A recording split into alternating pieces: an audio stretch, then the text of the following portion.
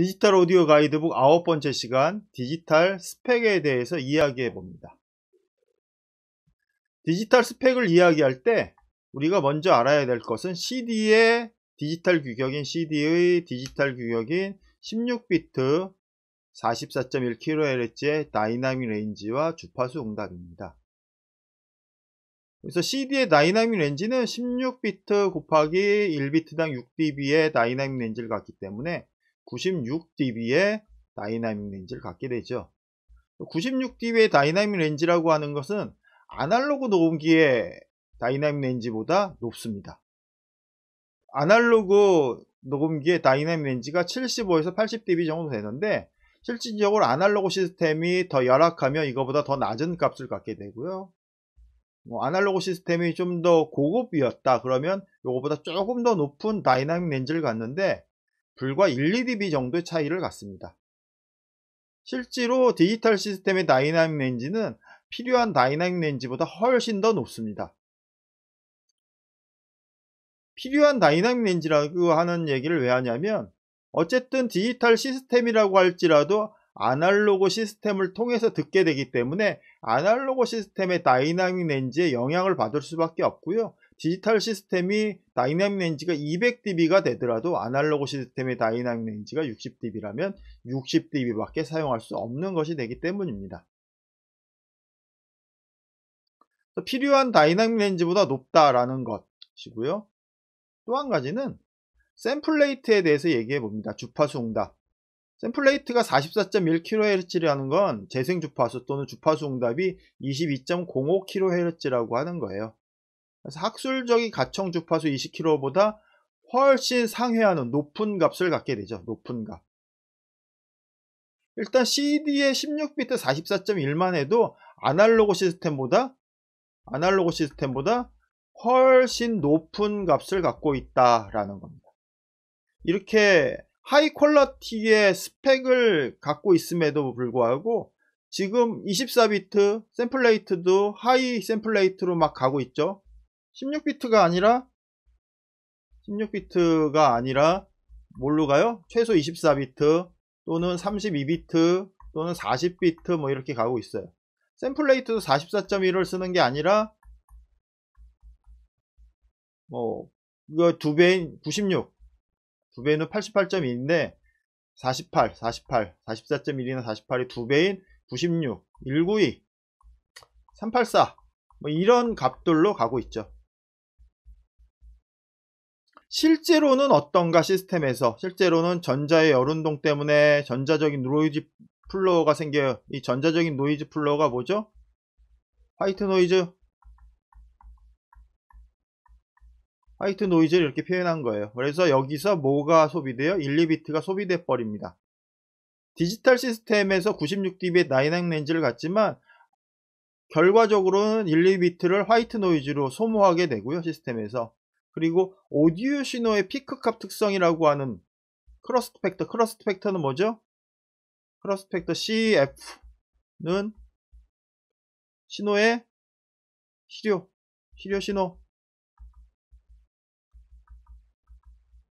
신호분의 피크 신호. 그래서 이거는 VP, 이거는 VRMS 이런 표시를 하죠. 크로스 팩터는 시료 신호로 나눈 거죠. 피크 신호를 시료 신호로 나눴는데 이게 어떤 값을 가져요? 4배에서 10배를 가져요. 4배면 몇 dB? 4배면 12dB, 10배면 20dB의 다이나믹 렌지를 갖는다. 다이나믹 렌지를 소비한다라고 볼 수 있죠. 다른 색깔로 표시해봐야 되겠네. 다이나믹 렌지를 소비해요. 그래서 헤드룸을 확보해야 됩니다. 결과적으로 보면 디지털 16비트라고 하는 시스템의 다이나믹 렌지는 6 곱하기 16 하니까 6 곱하기 16 하니까 96dB의 다이나믹 렌지를 갖지만 노이즈 플로어 AD 변환할 때 여기에 화이트 노이즈에 의한 노이즈 플로어 그리고 헤드룸 3비트 이런 거에 의해서 실제로는 소모가 되어지고 있다라는 겁니다. 우리가 디지털 오디오의 최대 음량은 0dBfs입니다. 0dBfs를 넘어가는 신호는 어떤 일이 발생을 하죠? 디지털 디스토션이 발생하겠죠. 디지털 디스토션 현상이 발생을 해요.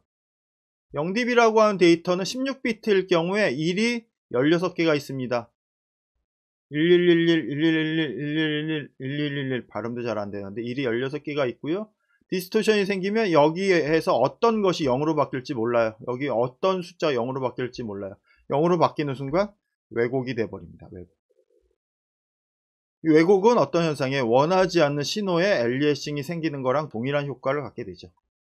아날로그 시스템일 때 녹음기에서 녹음을 하면 테이프 컴프레션 효과라는 게 있어서 디스토션이 거의 생기지 않았어요. 테이프에서 자동으로 돌발적인 디스토션을 막아줬어요. 이걸 테이프 컴프레션 효과라고 했는데 디지털에는 이런 테이프 컴프레션 효과가 없습니다. 그래서 디지털은 무엇을 확보해야 돼요?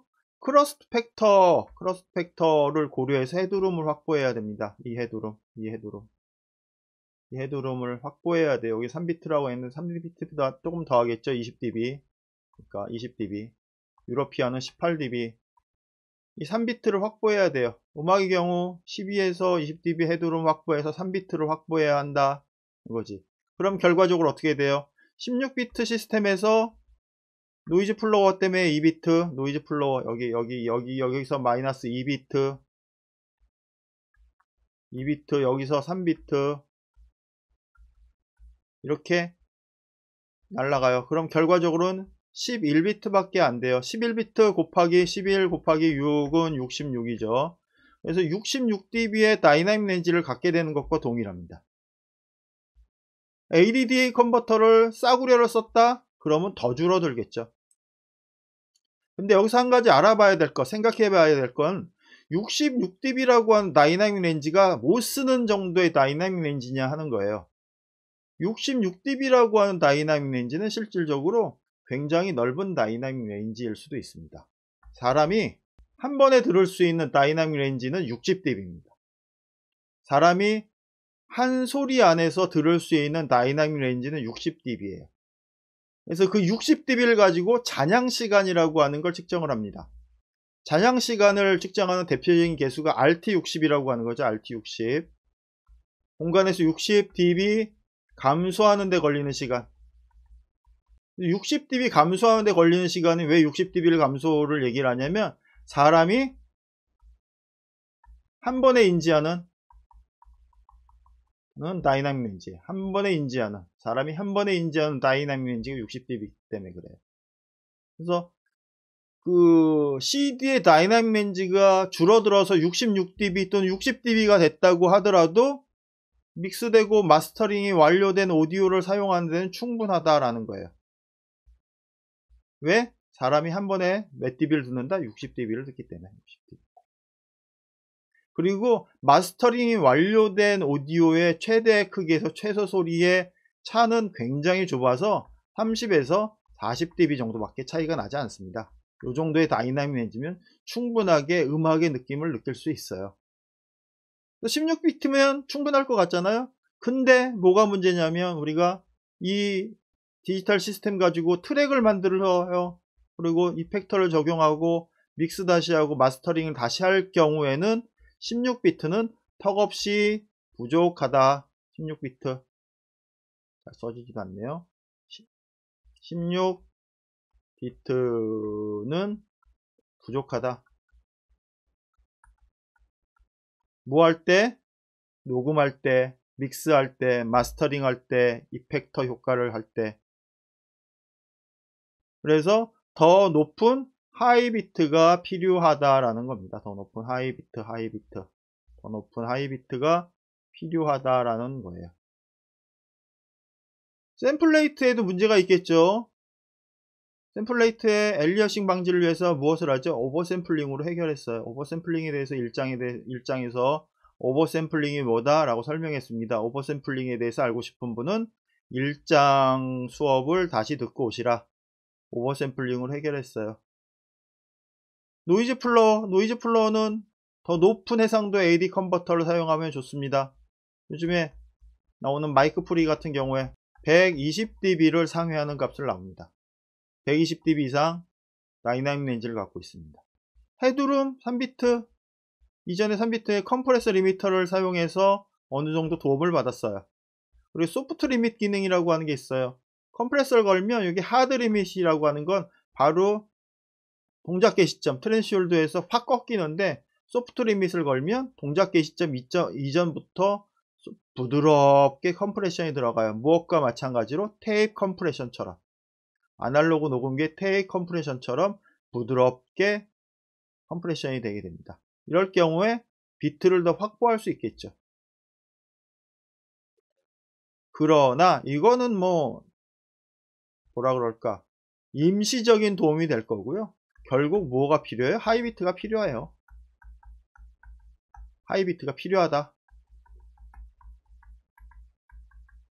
그리고 현대는 현재 믹스하는 과정에서 리미터를 사용하지 소스를 받는 과정에서 컴프를 걸거나 하지는 않습니다. 물론 라이브 상황에서는 물론 걸죠. 근데 녹음실에서 소스를 받으면서 컴프를 걸면서 소스를 받는다? 그거는 이제 엔지니어가 특별히 그 컴프를 걸면서 소스를 받아야 될 이유가 있을 때만 맞습니다. 그리고 컴프를 걸었을 때 음질이 변질이 되기 때문에 그 변질된 음질 효과를 위해서 컴프를 거는 경우도 있어요. 그러나 다이나믹 렌즈를 얻기 위해서, 다이나믹 렌즈를 더 확보하기 위해서 컴프를 걸지는 않는다, 현대에는. 그래서 오늘의 얘기는 그거예요. 16비트 44.1kHz라고 하는 CD 포맷은 믹스되고 마스터링된 판매용 음반으로는 완전히 최적의 포맷이다. 그리고 작업할 때는 이거보다 더 높은 비트와 샘플 레이트를 갖게 되는데, 그 내용은 다음 시간, 그 다음 시간에 계속 이어져서 설명할 예정이다 라는 것. 그리고 사람들은 더 높은 규격의 매체를 요구할 거라 그래서 슈퍼 오디오 CD, DSD 포맷이 슈퍼 오디오 CD고요. DVD 오디오는 DVD 매체에다가 오디오를 넣은 거여서 한 번에 8트랙까지 가능한 녹음 포맷입니다. 근데 둘 다 사용하지 않아요. 시장은 어디로 가기 때문에? 스트리밍 서비스로 가기 때문에. 스트리밍 서비스도 보통 어떤 규격? 조금 더 그 CD 포맷보다 낮은 규격, CD 포맷에 보다 압축된 규격의 스트리밍 서비스로 가고 있고, 불과 몇 개 중에가 비압축, 비파기 압축, 스트리밍 이런 것들로 가고 있죠. 오늘은 디지털 스펙에 대해서 간단하게 알아봤습니다. 다음 시간에 연결되어져서 하이비트에 필요한 것, 하이 샘플링 레이트가 필요한 이유, 압축, 비파기 압축, 프로세싱 에러 이런 부분들에 대해서 계속 진행되어질 텐데, 그 수업도 기대해 주시고요. 오늘은 여기까지 하도록 하겠습니다. 감사합니다.